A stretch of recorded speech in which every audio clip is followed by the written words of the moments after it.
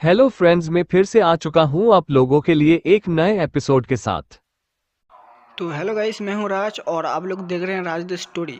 तो आज का वीडियो शुरू करने से पहले मैं आप लोगों को बता दूं, अगर आप लोग चैनल पर नए आए हो तो प्लीज़ चैनल को लाइक सब्सक्राइब एंड कमेंट जरूर कर देना। तो शुरू करते हैं आज का स्टोरी, तब तक के लिए बाय बाय। CH-183 शक्ति परीक्षण पत्थर अखाड़े की चुनौती। दूसरी और तीसरी पहाड़ी के बीच वाले सुनसान जंगल के अंदर एक शिष्य को लगभग 10 से भी ज्यादा लोगों ने घेर रखा था और वो सभी लोग उस लड़के पर हमला किए जा रहे थे। लेकिन उनका एक भी वार उस लड़के के शरीर पर नहीं हो रहा था। उनके सारे वार उस लड़के के शरीर के आर पार हो रहे थे। उनके सारे वार खाली जाते बाद वह लड़का जोर जोर से केंसट हुए कहता है, क्या हुआ छुछुंदरो, मार नहीं पा रहे हो? सालो, तुमने अपने गुरु की तरह कुछ भी दम नहीं है।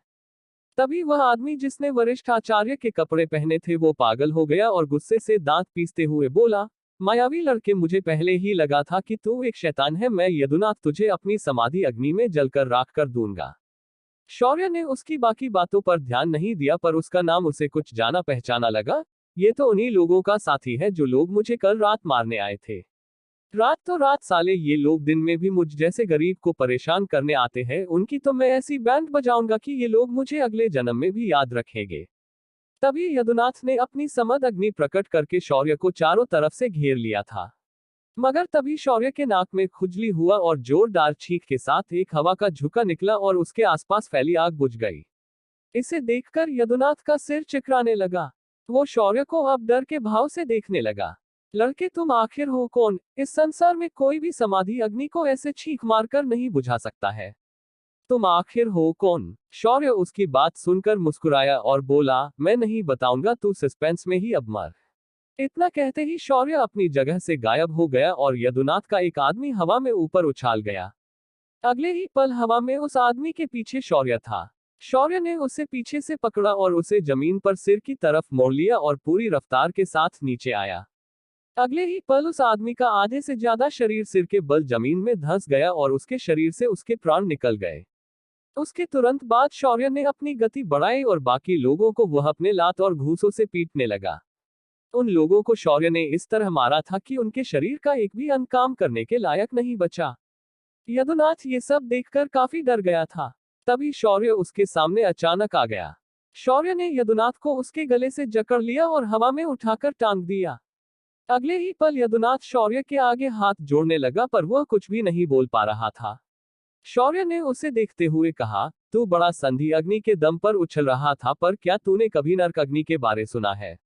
अगर नहीं तो अब उसे साक्षात देख भी ले और महसूस कर ले, और हाँ, नर्क में जाकर यमराज से कह देना कि युद्ध के देवता का वारिस आजकल खराब मूड में है और इसके बाद कली के कई गुलाम वहां आने वाले हैं, उनका काम बढ़ाने के लिए तो ज्यादा खाली जगह बनकर रख देना। इतना कहकर शौर्य के हाथ में काले रंग की उसकी नर्क की अग्नि प्रकट हुई और उस आग ने यदुनाथ को घेर लिया।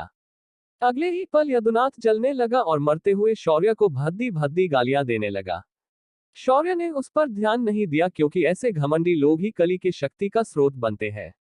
उसके बाद शौर्य ने आसपास पड़े हुए लोगों को भी जला दिया और वहां से चला गया। शौर्य कुछ ही देर में दूसरी पहाड़ी पर पहुंचा, जहां कक्षाओं में आचार्य अलग अलग विषयों का ज्ञान देते थे। इसी पहाड़ी पर गुरुकुल का सबसे विशाल पुस्तकालय स्थित था। शौर्य ने यहां आते ही सबसे पहले शिक्षाओं में आज क्या पढ़ाया जा रहा है उसे देखा। उसके बाद जब उसे लगा कि इन कक्षाओं में जो पढ़ाया जा रहा है उसका ज्ञान उसके पास पहले से ही है, तो वह मुड़कर पुस्तकालय की ओर चला गया। अंदर जाते ही उसने अपनी विष्णुदत्त ने दी हुई मुद्रा दिखाए और उस पुस्तकालय में घुस गया। अंदर आते ही उसने एक विशालकाय हॉल देखा, जिसकी कोई दीवारें नहीं थी। उसकी दीवारों में भी किताबें ही रखी गई थी। साथ ही यहाँ ऐसी किताबें थी जो बाहर की दुनिया में कभी देखने को नहीं मिली थी। शौर्य ने उन्हें ध्यान से देखा। आगे बढ़ते हुए जब वह प्राचीन पुस्तकों की ओर गया तो उसे कई सारे भुर्जे पत्र पर लिखी हुई किताबें दिखी। शौर्य ने सिस्टम को उसका काम शुरू करने के लिए कहा और वह हर किताब को बस छूता था और आगे निकल जाता था। ऐसा करते करते उसने सारी किताबें छू ली। उसे ये सब करने में लगभग 2 घंटों से ज्यादा का समय लगा। जब सारा जान सिस्टम ने कॉपी कर लिया तो शौर्य पुस्तकालय के कोने में जाकर नीचे बिष्ट गया, जहां बाकी छात्र बैठकर किताबें पढ़ रहे थे। वहां बैठते ही शौर्य ने अपनी आंखें बंद की और सारा ज्ञान जो अभी अभी सिस्टम ने कॉपी किया था उसे अपने दिमाग में प्रोसेस करने लगा। शौर्य ध्यान लगाकर अगले 1 घंटे तक ऐसे ही बैठा रहा। उसकी ये हरकत वहां मौजूद प्रबंधक को अच्छी नहीं लगी, पर वो दिव्यपुत्र को कुछ बोल नहीं सकता था। वो अपनी जगह अच्छे से जानता था। शौर्य ने उसके बाद जब अपनी आंखें खोली तो उसके आंखों में चमक दिखाई दे रही थी। इस पुस्तकालय में कुछ ऐसी साधना करने की कलाएं लिखी थी जो भरी दुनिया में नहीं पाई जाती थी। साथ ही कुछ जादुई चीजें बनाने का ज्ञान भी इन किताबों में उल्लेखित था। सब कुछ समझने के बाद शौर्य अपनी जगह पर खड़ा हुआ और प्रबंधक के पास आकर अपनी मुद्रा उनसे मांग ली। शौर्य बाहर आया तो उसने देखा कि छात्रों की एक भीड़ एक पत्थर के सामने खड़ी थी। उस पत्थर पर लोगों के नाम सुनहरे अक्षरों में लिखे हुए थे। शौर्य जब उस बड़े से टीले नुमा पत्थर के सामने गया तो उसने देखा कि कई छात्र अपनी हथियार लेकर उस पत्थर पर लगे एक गोल चमकते हुए बटन पर मरे जा रहे हैं। शौर्य ने वहां जाकर एक लड़के को बगल में लेकर पूछा, अरे भाई, ये लोग यहाँ क्या कर रहे हैं और इसे ऐसे क्यों मार रहे हैं? वह लड़का शौर्य का सवाल सुनकर गुस्से से पीछे मुड़ा, पर जैसे ही उसने दिव्यपुत्र की यूनिफॉर्म देखी वह अचानक चुप हो गया और बात बदलकर शौर्य से बोला, श्रीमान, ये शक्ति परीक्षण पत्थर है। इस पत्थर पर वार करके आप किसी भी छात्र के शक्ति का स्तर जांच सकते हैं। आपकी शक्ति का स्तर यहाँ आंकड़ों में दिखाई देगा। आपकी शक्ति यहाँ गज में नापी जाती है। हर छात्र की शक्ति 1 गज होती है, यानी 1 हाथी के बराबर। उसके बाद आपके शक्ति का स्तर बढ़ते जाता है। शौर्य ने भी एक अच्छे छात्र की तरह उस लड़के की सारी बात सुनी और समझी, फिर वह भी कटाव खड़ा हुआ। लेकिन उसके कतार में खड़े होते ही सभी छात्र कतर से बाहर हो गए और उसे सबसे पहले जाने का मौका दे दिया। खुद को इतनी रिस्पेक्ट मिलते देख शौर्य भी चकित हो गया। शौर्य सभी के सामने से जाकर उस बड़े पत्थर के सामने खड़ा हो गया। उसने एक बार पीछे मुड़कर उन छात्रों और पास ही खड़े रहकर इसे नियंत्रित कर रहे आचार्य को देखा और पूछा, क्या ये टूट तो नहीं जाएगी ना अगर मैंने इसे मारा तो? क्योंकि अगर ये टूट जाता है तो मैं इसकी जिम्मेदारी नहीं लूंगा। शौर्य की बात सुनकर वहां खड़ा आचार्य मुस्कुराते हुए बोला, आपको इसके टूटने की चिंता करने की जरूरत नहीं है। ये पत्थर टूट नहीं सकता। इसे प्रधानाचार्य के मारने के बाद भी कुछ नहीं हुआ है तो ये कैसे टूट सकता है? ये सुनकर शौर्य ने ऊपर पत्थर पर सबसे ऊपर लिखा था श्रृंगीनाथ धानी, जो कि अभी के प्रधानाचार्य का असली नाम था। उसके आगे एक संख्या दर्ज थी, 1000 गज। उसे देखकर शौर्य को लगा कि ये पत्थर उसकी पूरी ताकत सहन करने के लायक है। शौर्य ने अपना हाथ ऊपर उठा दिया और उसे मुट्ठी में बदल दिया। उसके बाद उसने पूरी ताकत लगते हुए कहा, जय बजरंगबली, और धड़ाम की आवाज के साथ पूरा पत्थर हिलने लगा। उसके ऊपर शौर्य का नाम दिखने लगा। फिर उसके आगे लिखी गज संख्या धीरे धीरे बढ़ाने लगी। 10 गज, 40 गज, 90 गज, 180 गज, 400 गज, 600 गज, 800 गज, 900 गज। ऐसे करते हुए संख्या बढ़ते ही जा रही थी और रुकने का नाम नहीं ले रही थी। शौर्य का नाम अब दूसरे स्थान तक पहुंच गया था। अगले ही पल शौर्य के सामने लिखी संख्या ने 1000 गज को पार कर दिया। फिर वह धीरे धीरे बढ़ते जाने लगी। 1500 गज, 1800 गज, फिर 2200 गज। आखिर में वो संख्या 2580 गज पर आकर रुक गई और एक सुनहरे रंग की रोशनी उस पठार से निकली। उसके साथ शौर्य का नाम हवा में तैरने लगा। बाकी बच्चे और आचार्य, जिनके लिए प्रधानाचार्य के अलावा कोई सर्वशक्तिशाली नहीं है, वो लोग हैरान परेशान होकर शौर्य को देखने लगे। इस वक्त शौर्य ने खुद को प्रधानाचार्य से ताकत में खुद को बेहतर साबित कर दिया था। शौर्य ने उनकी ओर ध्यान न देते हुए वहां से अब निकल जाना सही समझा और वह वहां से निकल गया। चलते चलते वह गुरुकुल के इस हिस्से के हर विभाग को देखते और समझते हुए आ रहा था।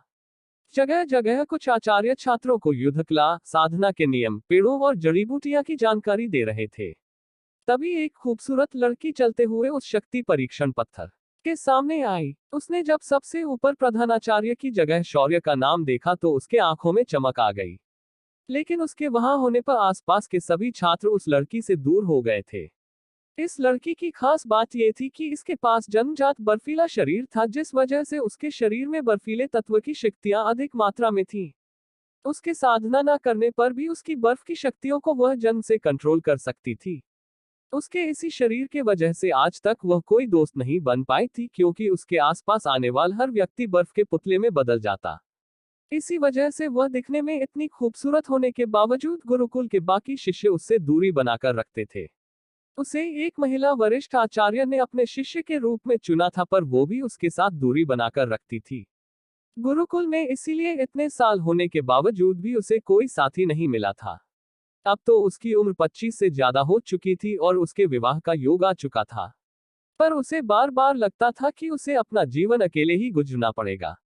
पिछले साल ही एक अग्नि तत्व पर महारत प्राप्त लड़के ने इसके पास आने की कोशिश की, पर उसके करीब आने से पहले ही वह बर्फ में तब्दील हो गया और बेमौत मारा गया। उस दिन से गुरुकुल में सभी छात्रों को इस लड़की से दूर रहने की सख्त हिदायत दी गई थी। उसे प्रधानाचार्य ने एक दिन बताया था कि अगर कोई साधक जिसकी ताकत 2000 गज से अधिक होगी वही उसके आसपास आ सकता है, उसके अलावा कोई भी उसकी ठंड को बर्दाश्त नहीं कर सकता। यही कारण था कि वह शौर्य का नाम देखकर आज बहुत खुश हो गई थी। उसने तुरंत वहां खड़े छात्रों को शौर्य के बारे में पूछा और उन्होंने ने भी शौर्य के बारे में सब सच सच बता दिया। शौर्य की जानकारी लेकर वह लड़की उसी ओर दौड़कर चली गई जिस दिशा में शौर्य गया था। इस वक्त शौर्य अखाड़े में फाइट की प्रैक्टिस कर रहे लड़कों को देख रहा था जो लंगोट पहनकर एक दूसरे को पटखनी देने की कोशिश कर रहे थे। शौर्य चिल्ला चिल्लाकर कमजोर पड़ने वाले छात्र को दांव कैसे मारना है ये बता रहा था। शौर्य की आवाज से पर्दा होकर एक छात्र उठ खड़ा हुआ और बोला, तुम भले इस गुरुकुल के दिव्य पुत्र हो, पर तुम ऐसे यहाँ आकर चिल्लाकर हल्ला नहीं मचा सकते। अगर तुम्हारे अंदर इतनी ही काबिलियत है तो हमें हराकर दिखाओ। उस लड़के की ऐसी उकसावे भरी बात सुनकर शौर्य का दिमाग हिल गया। उसने मन में सोचा, क्या ये मुझे नहीं जानता कि मैंने अकेले सारे वरिष्ठ शिष्यों को धूल चटा दी थी? फिर भी ये मुझे चैलेंज कर रहा है। यहाँ मुझे सब ऐसे अकल के अंधे लोग क्यों मिल रहे हैं? लगता है मुझे अपने बैनर बनकर पूरे गुरुकुल में टांग देने चाहिए ताकि ऐसे बेवकूफ लोग मेरे सामने अपना मुंह ना खोले और मैं मेरे दिमाग का सही ना करे। ये सोचकर शौर्य ने अपने ऊपर का दिव्य पुत्र का चोगा उतार फेंक दिया, फिर उसके बाद अपने सारे कपड़े उतार दिए और लंगोट पहनकर मैदान में कूद गया। शौर्य ने अपना राइट हैंड कोहनी से मोड़कर अपने लेफ्ट कंधे पर रखा और अपने लेफ्ट हैंड से अपने राइट दंड को जोर से बजाया। इसकी आवाज पूरे अखाड़े में गूंज उठी। तभी वह खूबसूरत लड़की शौर्य को ढूंढते हुए लड़कों के इस अखाड़े के अंदर पहुंच गई। उसे आते हुए किसी ने भी रोकने की हिम्मत नहीं की। उस लड़की ने आते ही शौर्य को देखा जो अखाड़े के अंदर सिर्फ लंगोट पहनकर खड़ा था। उसका पूरा गठीला बदन कहर ढा रहा था। वहां मौजूद सभी छात्रों में शौर्य का शरीर सबसे मजबूत और आकर्षक लग रहा था। शौर्य ने उसके बाद अपनी जांघ पर एक बार अपने हाथ से थोपते हुए सामने खड़े उस लड़के को अपनी उंगली दिखाकर बुलाते हुए बोला, इधर आ, मैं तुझे असली दांव कैसे खेलते हैं दिखाता हूँ। वह लड़का भी त्वेष में आगे बढ़ा, पर जैसे ही वह शौर्य के पास पहुंचा शौर्य ने उसे इस तरह हवा में उठा दिया कि उसे संभालने का मौका ही नहीं मिला और अगले ही पर शौर्य ने उसे उठाकर अखाड़े के अंदर पटक दिया। उसके गिरते ही उस लड़के के मुंह से एक चीख निकली और वह दर्द के मारे करहाने लगा। शौर्य ने उसे नजरअंदाज किया और एक बार फिर अपने दंड थोपते हुए उसने बाकी छात्रों को चुनौती दे डाली, पर किसी ने भी आगे बढ़ने की हिम्मत नहीं की। वहां खड़ा आचार्य जो कि इस अखाड़े का मल विद्या का उस्ताद था, वह खड़ा हो गया। उसने शौर्य के चुनौती का मान देते हुए अखाड़े में कदम रखा और अखाड़े को छूकर प्रणाम किया और अंदर आ गया। उसने आगे बढ़कर शौर्य के आगे आते हुए कहा, एक चुनौती को स्वीकार करना हर उस मल का धर्म होता है। मैं तुम्हारी चुनौती स्वीकार करता हूँ। देखे तो तुम्हारे इस नए खून में कितनी ताकत है। तभी शौर्य ने अपने हाथ ऊपर किए और बोला, आचार्य, आपको एक बात समझनी होगी कि मैं अभी तक साधक नहीं बना हूं, तो मैं सिर्फ अपने बाहुबल का प्रयोग करूंगा। ये सुनकर वह आचार्य हंसते हुए बोला, ये बात सही कही तुमने, मल विद्या में वैसे भी सिर्फ बाहुबल का उपयोग होता है। तो चलो फिर देखते हैं आज तुम्हारे बाहुबल में कितना दम है। शौर्य ने उसकी बात का मान रखा और दोनों हाथ जोड़कर उसे प्रणाम किया, फिर अपने हाथ आगे की ओर फैलाकर खड़ा हो गया। शौर्य की इस मुद्रा को देखकर उस आचार्य ने भी आक्रामक मुद्रा बना दी और दोनों एक दूसरे से भिड़ गए। शौर्य इस आचार्य की ताकत को जांचने के लिए उसके सुर में सुर मिलाकर उसके साथ खेलने लगा, पर अचानक आचार्य ने एक दांव शौर्य के बगल में अपना सिर डालकर चल दिया। शौर्य सावधान था, मगर ये दांव शौर्य के लिए एकदम नया था। आचार्य ने उसके बगल में अपना सिर दबाया, जिस वजह से उसके सीने के निचली जगह भर दबाव बन गया। उसके बाद आचार्य ने शौर्य की कमर को कसकर पकड़ा और उसे जमीन से उठने की कोशिश की, मगर शौर्य उससे नहीं हिला। शौर्य ने उसकी गर्दन जो उसके बगल में थी उसे अपने हाथ से मोड़कर जकड़ लिया और आचार्य को सीधा 90 अंश के कोण में उल्टा उठा दिया और उसे धीरे से पीठ के बल लिटा दिया। आचार्य शौर्य से हार चुका था, मगर शौर्य की नजरों में वह जीत चुका था, क्योंकि उसने ऐसा दांव खेला था जो मल विद्या में नया और अनोखा था। शौर्य जैसे ही आचार्य को लिटाकर बगल में खड़ा हो गया, उसे एकदम से कुछ ठंडा उसके शरीर से लिपटने का एहसास हुआ। क्या था इतना ठंडा जो उसके शरीर से लिपट गया था? क्या करेगा आचार्य इसके बाद? शौर्य अपनी साधना इन लोगों को दिखाने के लिए कब शुरू करेगा? कौन है ये नई लड़की जो उसे ढूंढते हुए अखाड़े में पहुंची थी?